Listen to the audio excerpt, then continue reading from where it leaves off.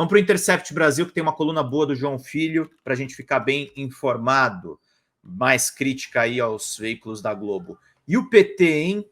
Mídia brasileira consegue atacar Lula até quando fala a respeito de Israel. Cobertura brasileira privilegia o discurso de extermínio de Israel e força a relação entre o PT e o Hamas para fabricar um elo do terrorismo. Eu adoro essas artes do Intercept, gente, são muito boas aqui. Vamos lá. A arte mostra megafone reverberando a imagem de Lula entre as bandeiras de Israel e da Palestina. A ilustração é do Intercept Brasil. Um artigo escrito por Andrew Fishman, do Intercept, apontou 11 distorções comuns na mídia corporativa, especialmente americana e a brasileira, sobre os últimos episódios envolvendo Israel e Palestina, todas feitas sob um viés pró-Israel e anti-Palestina. Nos últimos dias, os principais veículos brasileiros de jornalismo deram um show de chapa-branquismo em relação ao governo israelense. As 11 distorções têm sido gabaritadas com excelência por aqui. Quase tudo que se publica parece ter saído da assessoria de comunicação do primeiro-ministro israelense Benjamin Netanyahu. Os convidados para comentar nos programas de televisão, analistas brasileiros residentes em Israel, pesquisadores, são, na sua grossa maioria, alinhados às posições do governo de extrema-direita israelense. O horror imposto pelo Hamas aos civis israelenses é tratado como um episódio ocorrido no vácuo. Pouco ou nada se fala sobre o terror diário que os palestinos vivem dentro do apartheid imposto pelo governo de Israel. As cenas de terror vistas nos últimos dias contra civis israelenses são injustificáveis e, com isso, todos concordamos. Por outro lado, nos jornais brasileiros sempre se encontra com facilidade justificativas para o contra-ataque israelense na faixa de Gaza. O revite terrorista contra civis palestinos é tratado como algo justo e moral nos jornais brasileiros. O regime de apartheid vivido há anos pelo povo palestino é dado quase como irrelevante pelo noticiário. A impressão que se tem ao acompanhar a cobertura dos jornais da Globo é que os palestinos são selvagens, os antidemocráticos e potenciais terroristas. Já os israelenses são os democratas do Oriente Médio que agem em legítima defesa. O maniqueísmo, sempre visto sob o viés israelense, é o que prevalece na telinha da Globo. Nesse aspecto, a Globo News é o canal que mais se destaca. Se destaca mesmo, gente, porque se você pega a cobertura impressa da Globo, a gente estava lendo a coluna do Hélio Gaspari agora, ainda é lado do Israel, mas você vê que é mais sensato.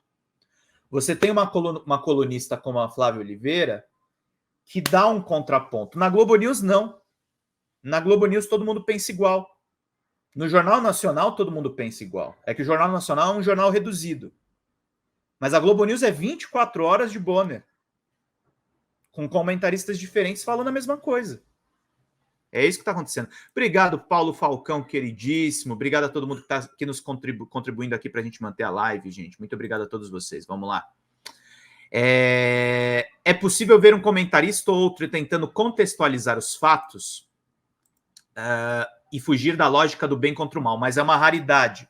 O padrão são notícias dadas sob a ótica do governo israelense, sendo comentadas por analistas que ignoram a existência do regime de apartheid imposto há anos pelo governo israelense. No esgoto das fake news, na qual a extrema-direita brasileira, o governo brasileiro é uma das principais vítimas, circula com força nas redes sociais as seguintes notícias. Hamas é o grupo terrorista ao qual Lula doou 25 milhões, dinheiro dos brasileiros está sendo utilizado para financiar o terrorismo.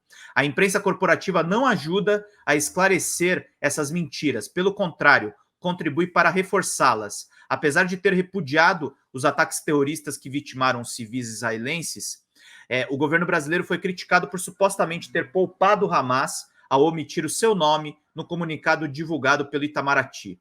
Na Globo News, a jornalista Mônica Waldvogel se sentiu à vontade para afirmar que parte do PT tem ligação com Hamas.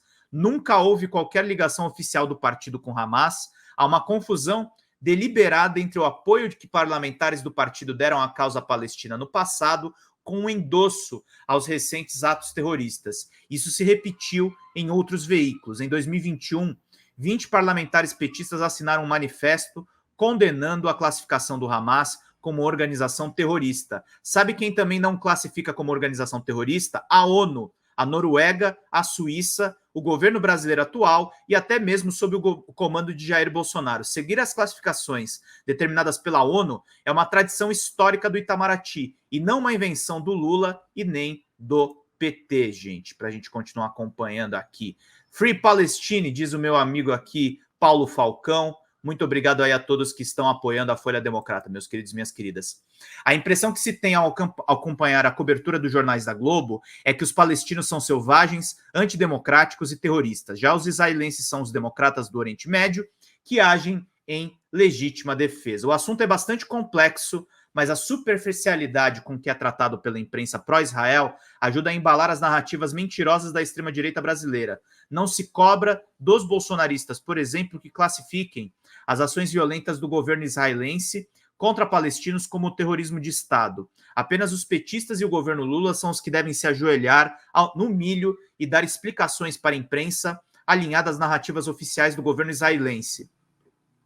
Há apenas 3 mil brasileiros morando em Israel, mas curiosamente a imprensa brasileira só ouve aqueles que ignoram o regime de apartheid vivido pelos palestinos e tratam o governo israelense como a única vítima.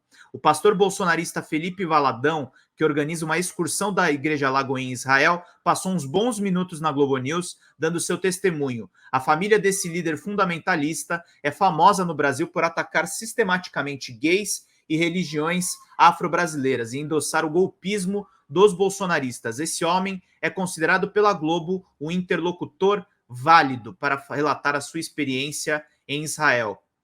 Ao Ronilson Pacheco. A Lagoinha é parte crucial da articulação cristã no Brasil com o conservadorismo em Israel. A Globo News chama justamente Valadão para comentar a situação em Israel. Agride as religiões de matriz africana e gays aqui e sai como herói na maior emissora do país. O jornalista Jorge Pontual, correspondente da Globo News em Nova York, foi outro que se sentiu à vontade para contar outra fake news que fez a cabeça do bolsonarismo. Segundo ele, o Hamas teria decapitado 40 bebês israelenses na fronteira com a faixa de Gaza.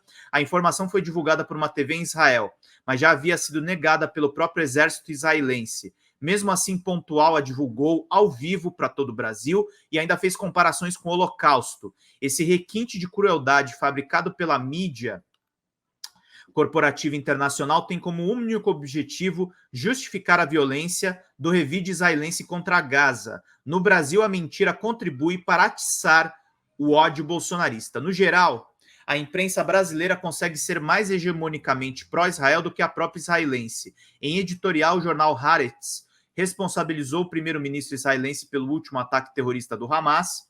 O desastre que se abateu sobre Israel no feriado de Simchat Torá é de clara responsabilidade de uma pessoa, Benjamin Netanyahu, afirma o editorial. O jornal responsabiliza Bibi por não conseguir identificar os perigos para os quais estava conscientemente conduzido Israel ao estabelecer um governo de anexação e desapropriação por adotar uma política externa que ignora abertamente a existência e os direitos dos palestinos.